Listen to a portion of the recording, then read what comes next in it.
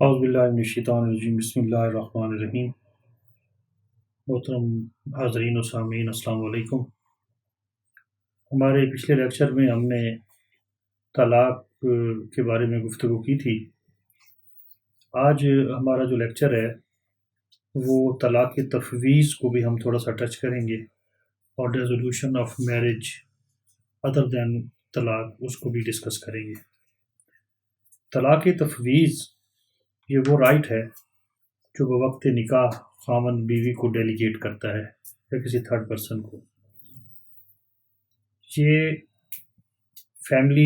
Muslim family laws ordinance 1961، اس کے تحت اس میں جو اس کی تعریف کی گئی ہے وہ اس طرح ہے کہ if a husband says to his wife divorce yourself when you please، یعنی خاوند اپنی بیوی سے کہتا ہے کہ تم جب چاہو، جب خوشی محسوس کرو تو اپنے آپ کو تم طلاق کے الفاظ کہہ سکتی ہو۔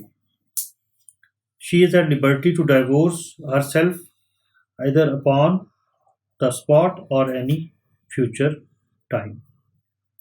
اسی طرح محمدن لا کے سیکنڈ ایڈیشن میں بھی لکھا گیا ہے کہ when a man has said to his wife repudiate thyself whether he says if you please or not, she may repudiate herself at the meeting and he cannot divest her of the power۔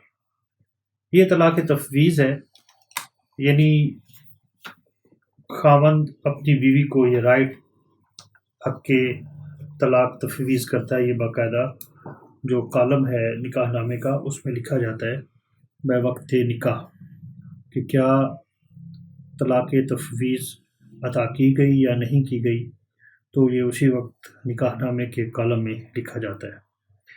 یہ تو طلاق تفویض کی بات ہو گئی۔ اب اگلا جو ہمارا آج کا اہم ٹاپک ہے وہ ہے ڈیزولوشن آف میرج، یعنی تنسیخ نکاح، کہ طلاق کے علاوہ میرج بانڈ کو ڈیزالو کرنے کے کیا کیا طریقے ہیں۔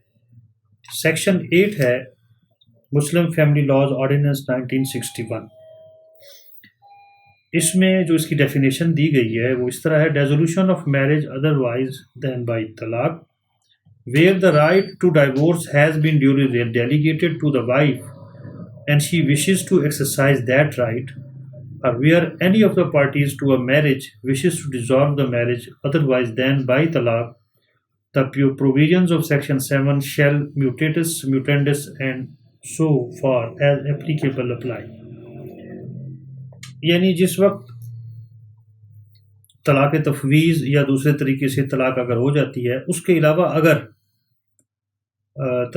بیوی طلاق مانگتی ہے یا خاوند طلاق دینا چاہتا ہے یا میرج بانڈ کو ختم کرنا چاہتے ہیں، تو اس کے کیا طریقہ کار ہے۔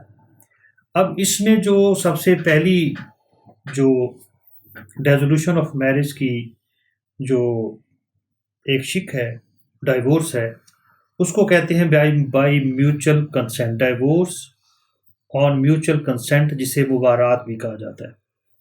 یعنی مبارات سے مراد یہ ہے کہ جب میاں اور بیوی خود میوچلی انڈرسٹینڈنگ اور کنسنٹ کے ساتھ طلاق دینا چاہیں تو اس کو مبارات کہتے ہیں۔ اس کا ایک ڈاکومنٹ تیار کیا جاتا ہے، اور ڈاکومنٹ تیار کرنے کے بعد دونوں فریقین کے میاں بیوی کے دستخط دو گواہوں کی موجودگی میں ڈیڈ تیار کی جاتی ہے، جس کو مبارات ڈیڈ کہتے ہیں، اور اس کو چیئرمین آربیٹریشن کونسل کے پاس جمع کرایا جاتا ہے۔ جب وہ ایک دفعہ افیکٹو ہو جائے تو اس میں پھر ریووکیشن نہیں ہوتی، دوبارہ سے نکاح اس میں نہیں ہو سکتا ہے، تو اس کو ایک کو مبارات کہتے ہیں۔ دوسرا جو ہے وہ ہے خلا، کہ اگر بیوی خاوند سے طلاق لینا چاہتی ہے اور وہ چاہتی ہے کہ جی میں اپنے خاوند کے ساتھ نہیں رہنا چاہتی، اس کے بیہیویئر کی وجہ سے یا کسی اور وجہ سے، خاوند مار پیٹ کرتا ہے، خاوند کروول ہے، خاوند مینٹیننس نہیں دیتا، میل ٹریٹ کرتا ہے، شک کرتا ہے، یا کوئی اور طریقے، اگر وہ اللہ تعالیٰ کی بیان کردہ حدود و قیود میں رہتے ہوئے اپنے خاوند کے ساتھ زندگی بسر نہیں کرنا چاہتی، اور اس کے دل میں خاوند کے خلاف نفرت پیدا ہو چکی ہے، تو وہ خلا کا دعویٰ دائر کر سکتی ہے اپنے وکیل کے ذریعے، اور وہ فیملی کورٹ میں ایک دعویٰ دائر کرے گی کہ resolution of marriage on the basis of خلا۔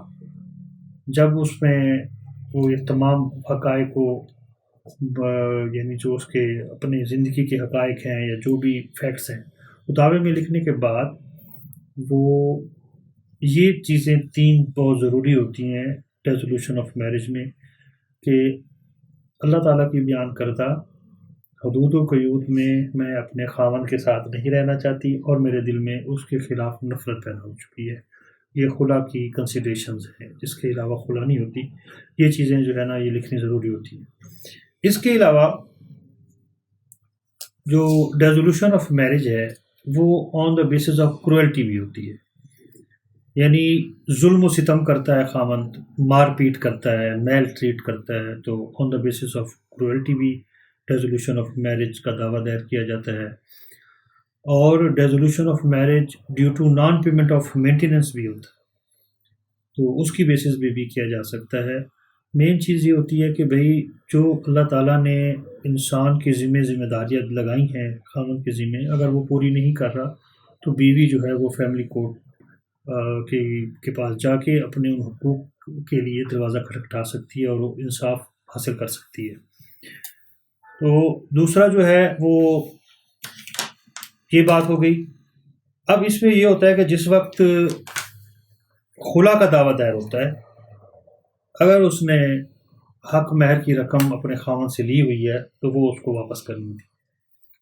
حق مہر کی رقم اگر ₹1,00,000 لی ہوئی ہے at the time of marriage, کیونکہ وہ کالم نمبر 13 اور 14 میں لکھی جاتی ہے نکاح نامے کہ جی حق مہر کی کتنی رقم ہے اور کتنی ادا شد ہے اور کتنی یعنی معجل ہے اور کتنی غیر معجل ہے۔ یہ ہم جب حق مہر کو ڈسکس کریں گے تو اس میں یہ معجل اور غیر معجل کو ڈسکس کریں گے۔